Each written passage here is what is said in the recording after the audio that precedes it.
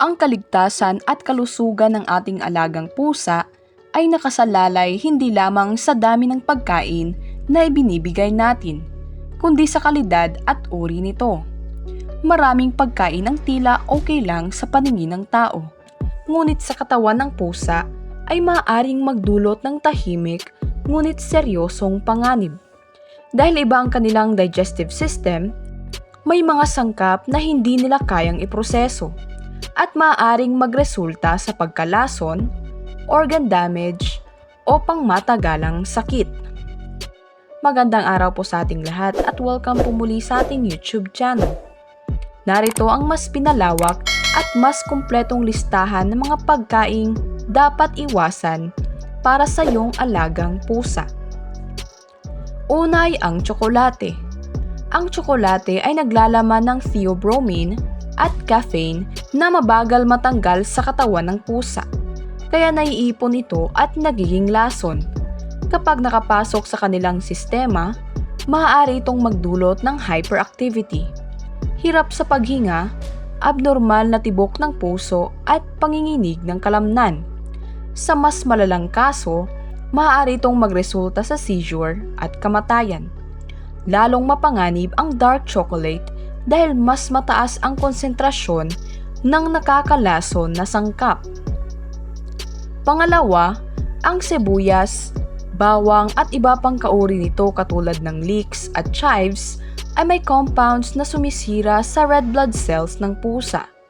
Hindi agad lumalabas ang epekto, ngunit sa paglipas ng oras ay nagdudulot ito ng anemia na makikita sa panghihina, mabilis na paghinga at pamumutla ng gilagid. Kahit maliit na dami na paulit-ulit na naibibigay ay maaaring magdulot ng malaking pinsala. Pangatlo, ang gatas at dairy products ay nagdudulot ng digestive upset dahil karamihan sa adult cats ay lactose intolerant.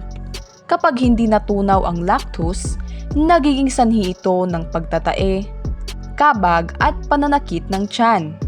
Kahit pamukhang nai-enjoy ng pusa ang gatas, ang epekto nito sa loob ng kanilang katawan ay hindi maganda at maaaring magdulot ng dehydration kapag napabayaan.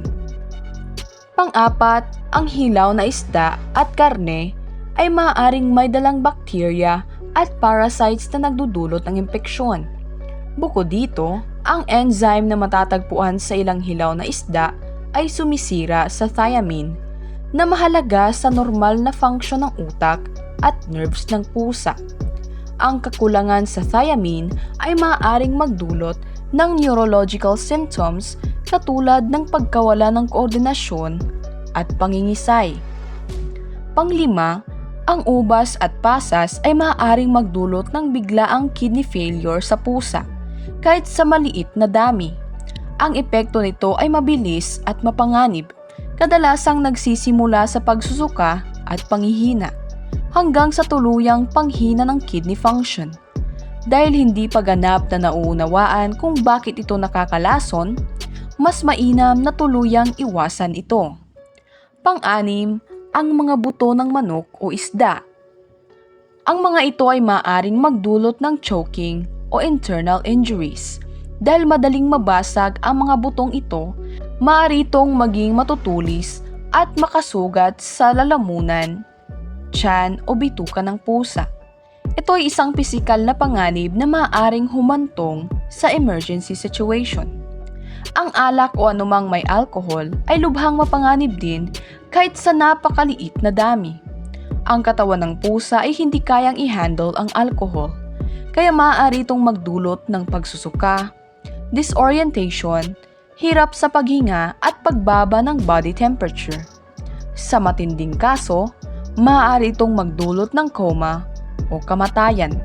Ang caffeine naman na matatagpuan sa kape, tsaa at energy drinks ay may katulad na epekto ng theobromine. Pinapabilis nito ang tibok ng puso at maaaring magdulot ng hyperactivity, panginginig at seizure. Dahil maliit ang katawan ng pusa, mas mabilis silang naaapektuhan kahit sa maliit na exposure lamang. Ang hilaw naman na itlog ay maaaring maglaman ng bakterya katulad ng salmonella at may enzyme na nakakaapekto sa absorption ng biotin, isang bitamina na mahalaga sa balat at balahibo ng pusa. Kapag naapektuhan ng biotin absorption, maaaring magkaroon ng skin problems at paglalagas ng balahibo. Ang maalat na pagkain naman katulad ng chips, processed meat o tirang ulam ay may mataas na sodium na maaaring magdulot ng dehydration at kidney strain. Sa sobrang dami, maaari itong humantong sa sodium poisoning na may sintomas na pagsusuka, diarrhea at seizure. Ang matatamis na pagkain naman at artificial sweeteners, lalo na ang xylitol, ay lubhang mapanganib. Bagamat mas kilala itong nakakalason sa aso, hindi rin ito ligtas sa pusa. Maaari itong magdulot ng biglaang pagbaba ng blood sugar at liver damage. Bukod dito, ang sobrang asukal ay maaaring magdulot ng obesity at diabetes sa pusa.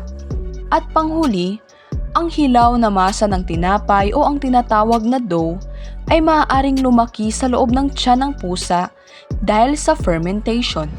Naglalabas ito ng gas at alcohol na maaaring magdulot ng bloating, pananakit ng tiyan at kahit pagkalason. Ito ay isang tahimik ngunit mapanganib na sitwasyon kapag hindi agad napansin. Sa kabuuan, ang bawat pagkain na ibinibigay natin sa ating pusa ay may direktang epekto sa kanilang kalusugan at haba ng buhay. Ang mga pagkain tila normal at ligtas para sa tao ay maaaring maging mapanganib para sa kanila. Kaya mahalagang maging maingat at may sapat na kaalaman. Ang simpleng pag-iwas sa mga delikadong pagkain ay isang malaking hakbang upang mapanatiling malusog, masigla at ligtas ang ating alagang pusa. Sa tamang pag-aalaga at responsableng pagpapakain, na ipapakita natin ang tunay na pagmamahal at malasakit sa kanila.